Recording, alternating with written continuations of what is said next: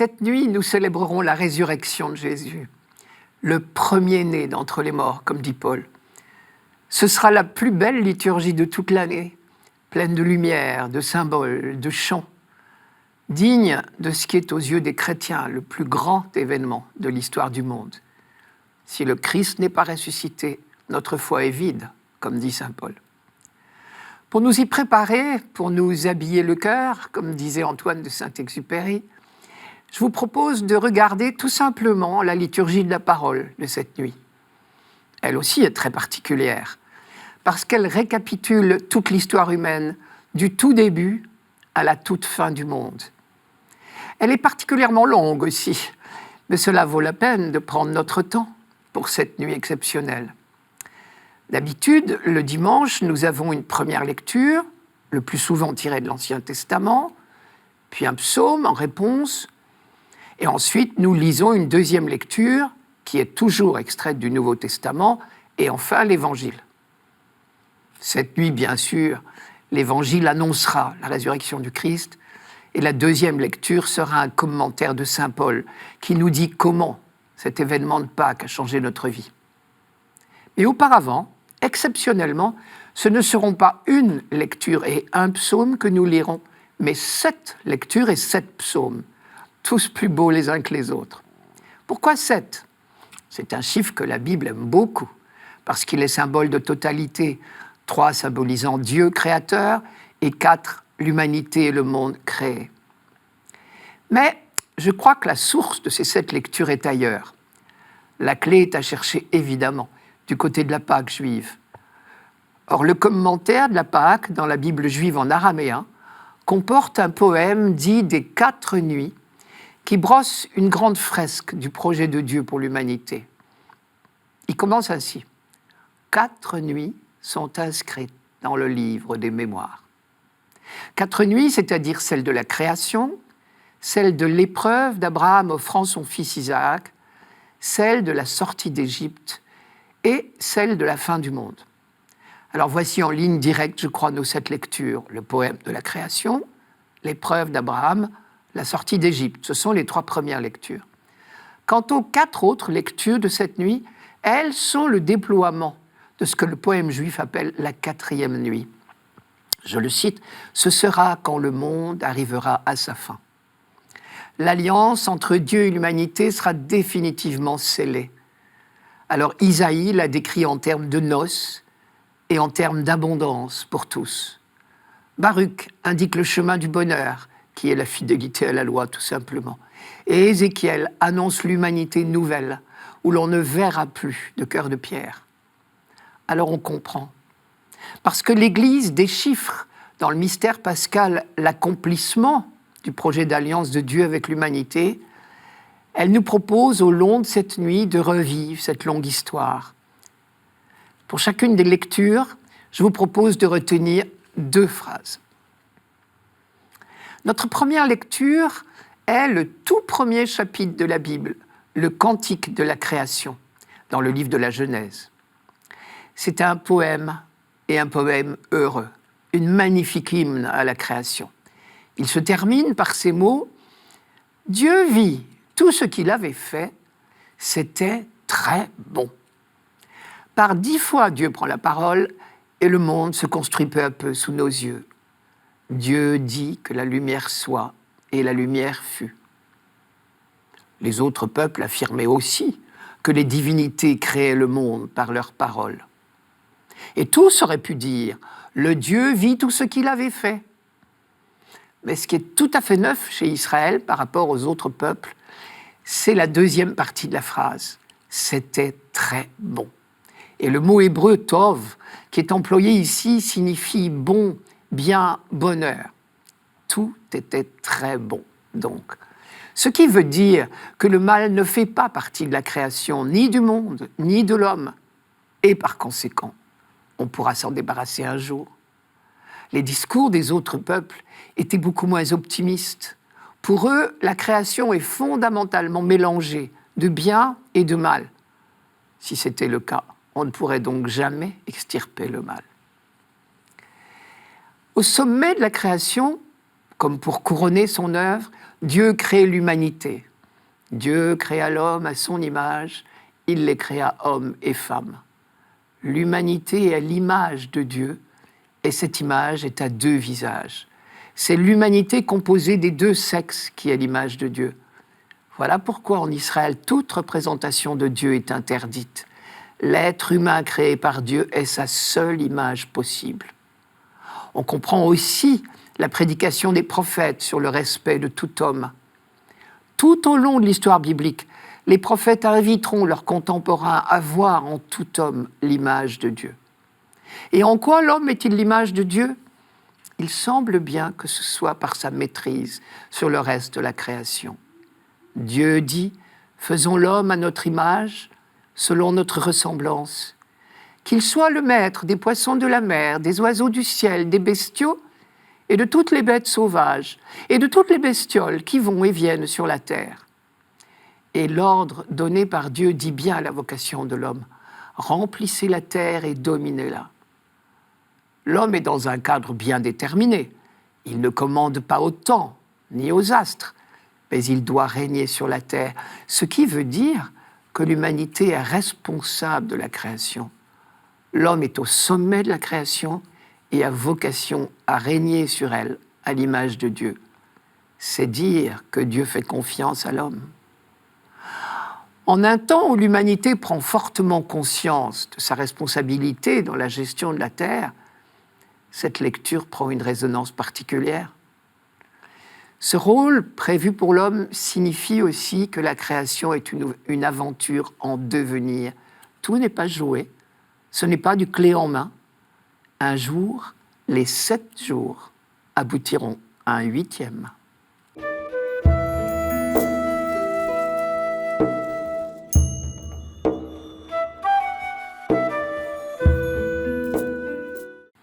Notre deuxième lecture, tirée elle aussi du livre de la Genèse, est le récit de l'offrande d'Isaac. Et la grande nouvelle de ce texte est dans la phrase de l'ange « Ne porte pas la main sur l'enfant ». Dieu ne veut pas qu'Abraham attente à la vie de son fils. Abraham l'avait cru pourtant, et il y était prêt, parce qu'il était prêt à tout pour Dieu, et que les sacrifices humains étaient une pratique courante dans son pays d'origine, la Mésopotamie. Et les peuples voisins d'Israël en pratiquaient également. À une époque où l'on n'attachait pas à la vie humaine individuelle le même prix qu'aujourd'hui, on offrait des sacrifices humains dans l'espoir d'obtenir les bonnes grâces de la divinité. Par exemple, le roi de Moab, la Jordanie actuelle, a sacrifié son fils pour que son Dieu lui fasse gagner la guerre. Dans le cas d'Abraham, l'ordre de Dieu semblait clair, aux yeux d'Abraham en tout cas. Prends ton fils unique, celui que tu aimes, Isaac, va au pays de Moria, et là tu l'offriras en sacrifice sur la montagne que je t'indiquerai. En hébreu, l'expression exacte, c'est « tu l'offriras en offrande ». Dieu demandait un geste d'offrande. Donc, le geste d'offrande est bon. Mais reste à savoir ce que veut dire offrir. Et si offrir veut dire immoler. Plus tard, Jérémie dira de la part de Dieu « Cela, je n'en ai jamais eu l'idée ». On sait qu'en Israël, la tentation de recourir à cette pratique est revenue parfois. Et c'est dans l'un de ces moments que l'on a mis par écrit le récit de ce que nos frères juifs appellent la ligature d'Isaac. Pour rappeler une fois pour toutes aux descendants d'Abraham que Dieu n'a jamais voulu de sacrifices humains. Et alors, quelle est la volonté de Dieu ? Ce n'est pas la mort de l'enfant qu'il demande, mais un geste d'offrande. Tout vivre comme cadeau de Dieu et être si peu possessif que nous pourrions tout rendre à tout moment. Ce récit de l'offrande d'Isaac débutait par ces mots « Dieu mit Abraham à l'épreuve ». Mais l'épreuve n'est pas ce que nous croyons. C'est l'épreuve de la disponibilité d'Abraham et de sa capacité à se soumettre à la volonté de Dieu telle qu'elle est, quitte à abandonner résolument toutes ses idées préconçues. Dieu n'est pas tel que nous l'imaginons spontanément. Et c'est parfois une rude épreuve de changer notre regard sur lui. Et précisément, les descendants d'Abraham lisent ce texte comme le récit de la conversion du regard d'Abraham sur Dieu. Un peu comme si Dieu lui disait « Quel regard as-tu sur moi, Abraham, quand je te demande un sacrifice ? Imagines-tu un Dieu qui veut la mort de ton enfant ? Eh bien, tu te trompes. Pourtant, j'ai tout fait pour te rappeler que je n'ai pas oublié ma promesse de te donner une descendance par ce fils précisément. » Ce dont nous faisons mémoire cette nuit, c'est de cette confiance totale d'Abraham, modèle d'alliance parfaite entre Dieu et l'homme.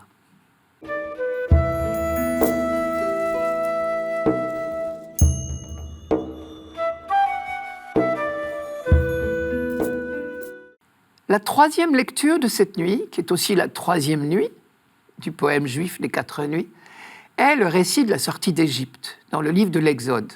Je cite, « Les fils d'Israël pénétrèrent dans la mer à pied sec.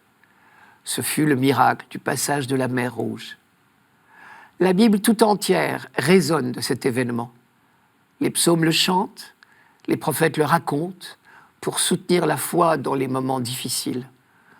Car Dieu a prouvé là, une fois pour toutes, son amour, mieux son engagement aux côtés de son peuple. Il y a eu, cette nuit-là, incontestablement un miracle, celui de l'œuvre de Dieu, et inséparablement celui de la foi du peuple. Le grand message du livre de l'Exode est là, et le récit sans cesse repris n'a pour objectif que de répandre ce message. Les grands gagnants, ce sont Dieu et le peuple qui a mis sa foi en lui, grâce à lui ou avec lui. La liberté aura toujours le dernier mot. Les perdants, ce sont Pharaon et avec lui tous les oppresseurs, sous-entendu qu'on se le dise. De fait, le peuple a traversé cette nuit-là une épreuve terrible pour sa foi. La fameuse nuit du sacrifice de l'agneau pascal, dont nous avons fait mémoire le jeudi saint, et du fléau de la mort des premiers-nés égyptiens, fléau qui a épargné les petits Hébreux. La panique a pris les Égyptiens, et les Hébreux en ont profité pour s'enfuir. Mais ils se sont vite trouvés devant une impasse. Pour mettre une fois pour toutes une bonne distance entre eux et l'Égypte, il fallait traverser un bras de mer à première vue infranchissable. Et le temps pressait, car les cavaliers de Pharaon s'étaient lancés à leur poursuite. Et les voilà donc pris en tenaille. De toute façon, c'était la mort assurée, noyade ou écrasement par les chars et les cavaliers de Pharaon. Mais la foi de Moïse fut la plus forte. Depuis la révélation du buisson ardent, Moïse savait que Dieu était aux côtés de son peuple pour le libérer. Il ne pouvait pas oublier les paroles que Dieu avait prononcées ce jour-là. « Oui, vraiment, j'ai vu la misère de mon peuple en Égypte. Je connais ses souffrances. Je suis descendu pour le délivrer de la main des Égyptiens, » avait dit Dieu. Alors sa foi a inspiré à Moïse les paroles décisives. « N'ayez pas peur, tenez bon, et voyez le salut que le Seigneur réalisera pour vous aujourd'hui même. Vous qui avez vu les Égyptiens aujourd'hui, vous ne les reverrez plus jamais. C'est le Seigneur qui combattra pour vous. Et vous, vous resterez quoi ?» Traduisez, le salut vient de Dieu et de lui seul, à une seule condition. Mettez votre confiance en lui. Et le texte du livre de l'Exode conclut, ce jour-là, le Seigneur sauva Israël de la main de l'Égypte. En fin de compte, quand on affirme « c'est la foi qui sauve », on ne croit pas si bien dire. Moralité, n'oublions jamais la leçon du buisson ardent.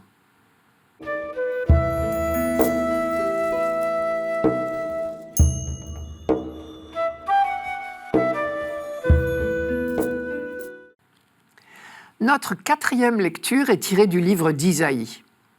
Avec elle, nous ouvrons la série des 4 textes qui illustrent la 4e nuit du poème juif de la Pâque. 4 nuits sont inscrites dans le livre des mémoires, dit ce poème. Celle de la création, celle de la foi inconditionnelle d'Abraham, celle de la libération d'Égypte, celle enfin de l'accomplissement définitif du projet de Dieu. Les 4 lectures qui viennent maintenant nous apporteront les vivres dont nous avons besoin pour hâter le jour de cet accomplissement. Ce sont les sources de notre espérance. Première source d'espérance, Dieu, l'infatigable libérateur. Isaïe parlait à la population de Jérusalem déportée à Babylone et soumise aux travaux forcés et à la brutalité des gardes-chiourmes. Tout comme les Hébreux avaient subi le même sort en Égypte.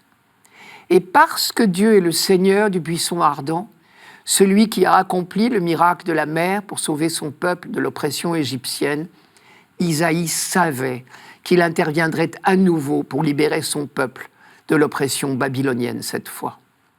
Dans mon éternelle fidélité, je te montre ma tendresse, ose dire Isaïe de la part de Dieu. Même si les montagnes s'écartaient, si les collines s'ébranlaient, ma fidélité ne s'écarterait pas de toi. Tu n'auras plus à craindre, loin de toi la terreur. Et Isaïe va jusqu'à appliquer 2 fois à Dieu un mot du vocabulaire familial, le mot « rédempteur ». Ton rédempteur, c'est le Saint d'Israël. Dans une famille, le rédempteur, c'est le plus proche parent qui doit voler au secours de celui qui est poursuivi par un créancier et menacé de devenir esclave pour payer ses dettes. Le rédempteur intervient alors pour libérer son parent. C'est pourquoi le premier sens du mot rédempteur, c'est libérateur. Isaïe présente donc Dieu comme le plus proche parent d'Israël. Et il va même plus loin, puisqu'il reprend le thème des noces entre Dieu et son peuple. C'est le prophète Osée, au 8e siècle, qui, le premier, avait découvert cela. Au début de l'histoire biblique, l'alliance entre Dieu et son peuple était présentée comme une relation de suzerain à vassal. Puis on a parlé de relation paternelle, Israël étant présenté comme le fils bien-aimé de Dieu. Avec Osée, le langage a franchi encore une étape. Le prophète parlait de fiançailles. Dans la même ligne, les prophètes ultérieurs parlent des noces de Dieu avec son peuple, jusqu'à ce qu'on découvre que l'amour de Dieu s'étend à l'humanité tout entière.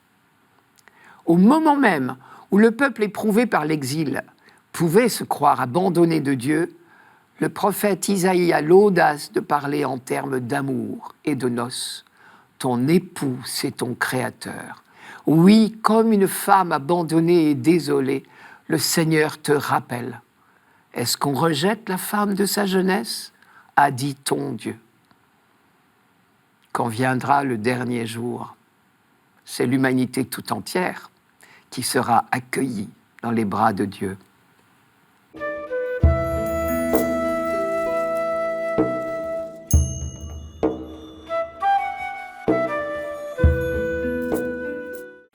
Notre 5e lecture est encore extraite du livre d'Isaïe. Et à notre grande surprise, il employait des images d'opulence. Mangez de bonnes choses, régalez-vous de viande savoureuse. Or, elles étaient adressées à des exilés, réduits aux travaux forcés à Babylone. Des exilés pour qui des images de banquets ressemblaient à des rêves irréalisables. Et pour beaucoup d'habitants de la terre, encore aujourd'hui, ce n'est qu'un rêve. Il n'y aura pas de pauvres chez vous, disait pourtant Moïse à son peuple, traçant ainsi un horizon que nous n'avons pas encore atteint, loin de là, hélas. Et cette profusion de bonnes choses promise par Isaïe est totalement gratuite, ce qui est plus invraisemblable encore à vue humaine. Vous tous qui avez soif, venez, voici de l'eau. Même si vous n'avez pas d'argent, venez acheter et consommer. Venez acheter du vin et du lait sans argent et sans rien payer. Voilà les images que le prophète a choisies pour faire comprendre à ses contemporains la générosité du Dieu d'Israël. Autre facette de la gratuité des dons de Dieu, son inlassable pardon. Notre Dieu est riche en pardon, dit Isaïe. Cette découverte est très présente dans l'Ancien Testament, bien avant la venue de Jésus sur la terre. Le peuple d'Israël a eu ce privilège de faire cette double découverte extraordinaire. Dieu est à la fois le tout autre, le saint, et aussi le tout proche, le Dieu de tendresse et de pitié révélé à Moïse. Et Isaïe ramasse cette découverte dans cette phrase superbe.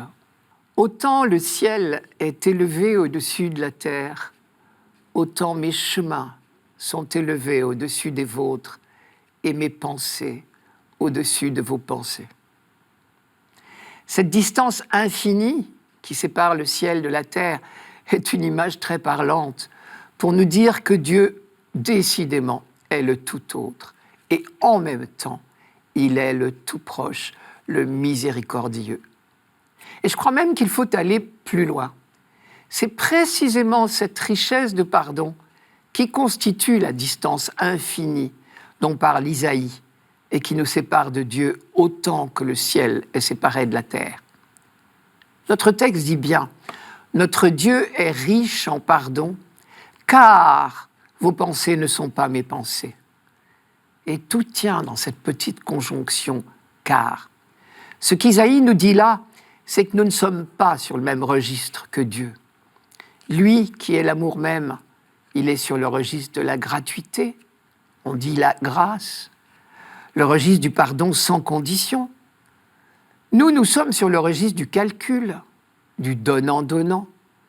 Nous voulons que les bons soient récompensés et les méchants punis. Nous parlons de gagner notre ciel.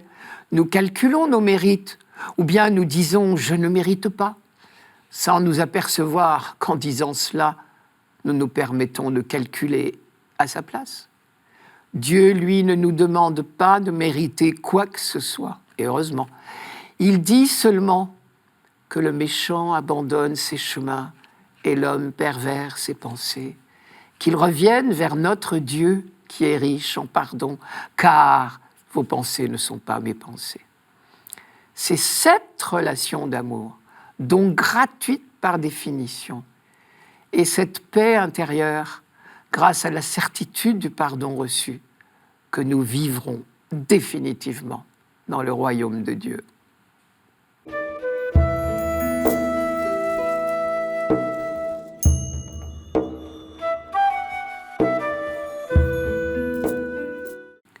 Notre 6e lecture est une prédication du prophète Baruch. À ses contemporains, il répétait « Écoute Israël », les 2 premiers mots de la profession de foi juive. À eux seuls, ils remettent en mémoire toute la méditation du livre du Deutéronome. « Écoute Israël, les préceptes de vie, prête l'oreille pour acquérir la connaissance », dit Baruch. Sous-entendu, cela, et cela seulement, te permettra d'avancer vers le bonheur promis. Le livre du Deutéronome, les psaumes, les prophètes, dont Baruch ici, développent souvent ce thème qu'on appelle des 2 voies.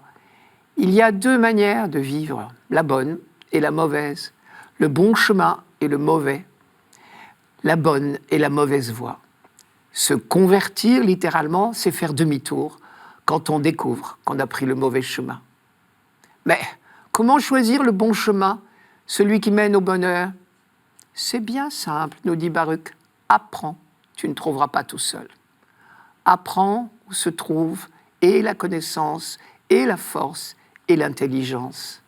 Apprends en même temps où se trouvent de longues années de vie, la lumière de tes yeux et la paix. Apprendre, oui, mais auprès de qui ? Là encore, c'est ça, me dit Baruch, il n'y a qu'un professeur, parce qu'un seul connaisseur, Dieu lui-même. Celui qui sait tout la connaît, la sagesse.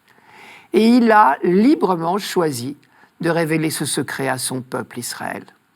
Il a découvert les chemins de la connaissance et les a confiés à Jacob, son serviteur, à Israël, son bien-aimé. Serviteur, bien-aimé. Encore 2 mots qui parlent à la mémoire du peuple porteur de l'Alliance. Ils disent que le choix de ce peuple par Dieu lui confère une responsabilité à la face du monde. Les conseils donnés par le prophète au peuple d'Israël sont encore valables pour nous aujourd'hui. Si nous voulons faire progresser le royaume de Dieu vers la 4e nuit et marcher vers la splendeur, selon la très belle expression de Baruch lui-même, il nous faut résolument rechercher la vraie sagesse. Et pour cela, avoir l'humilité de chercher sans cesse à demeurer sur les chemins de Dieu. Évidemment, quand nous, chrétiens, nous entendons au cours de la nuit pascale cette phrase « La sagesse est apparue sur la terre, elle a vécu parmi les hommes », nous pensons immédiatement à l'évangile de Saint Jean. Le Verbe s'est fait chair et il a habité parmi nous. Je reviens à Baruch. Il a dessiné en quelque sorte la fresque du projet de Dieu. Il évoque la création, puis le don de la loi par Dieu à son peuple comme un chemin de vie et de liberté. Il dit aussi les fausses routes et les malheurs du peuple quand il oublie la loi. Dans la nuit pascale, l'évangile de la résurrection achèvera la fresque. En Jésus-Christ, c'est l'humanité tout entière qui entre dans la vie.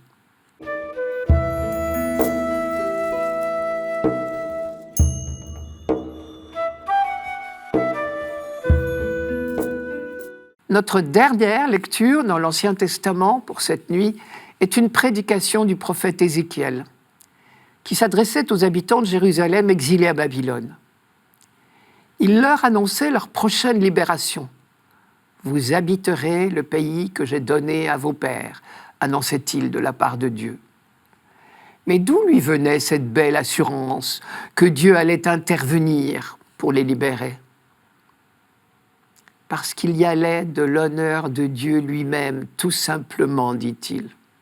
Voici son raisonnement. Le malheur et la déchéance du peuple font honte à Dieu, car ils peuvent porter les païens à croire que Dieu ne serait pas capable de sauver son peuple. L'exil est donc un contre-témoignage à la face du monde. Ce contre-témoignage qu'Ézéchiel ose appeler « profaner le nom de Dieu ».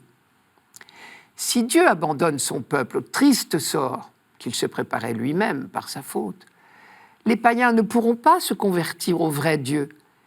Ils croiront que c'est un Dieu comme les autres.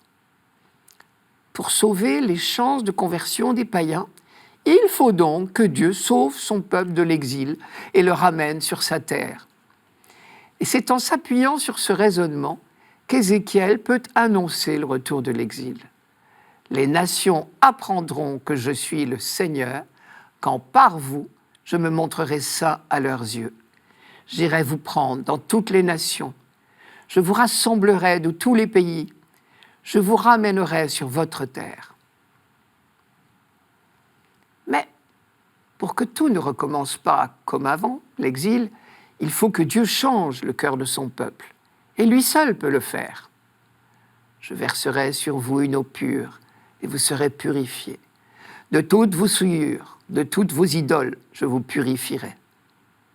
Le cœur pur, au sens biblique, c'est celui qui est sans partage, qui n'a qu'un seul maître, Dieu.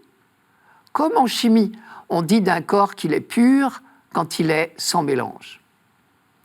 Et si Dieu veut que nous lui appartenions sans partage, ce n'est pas pour faire de nous ses esclaves, c'est parce qu'il nous veut libres. Les idoles, justement, c'est ce qui nous a servi d'une manière ou d'une autre, que ce soit une religion, une idéologie, une passion, l'argent ou autre chose. Au fond, purifier au sens biblique, cela veut dire libérer de toute idole, de tout esclavage. Alors sera vraiment accomplie la devise de l'Alliance. Vous serez mon peuple et je serai votre Dieu. Ce raisonnement d'Ézéchiel au temps de l'exil à Babylone, nous pouvons le tenir aujourd'hui. Et cela nous permet de ne jamais sombrer dans la désespérance. Nous sommes certains d'être sauvés, car il y va de l'honneur de Dieu de nous libérer de toutes nos chaînes et de toutes nos idoles. Le jour vient où, en vérité, Dieu sera le Dieu de toute l'humanité. Ce sera la 4e nuit, la nuit splendide, annoncée par le poème des 4 nuits.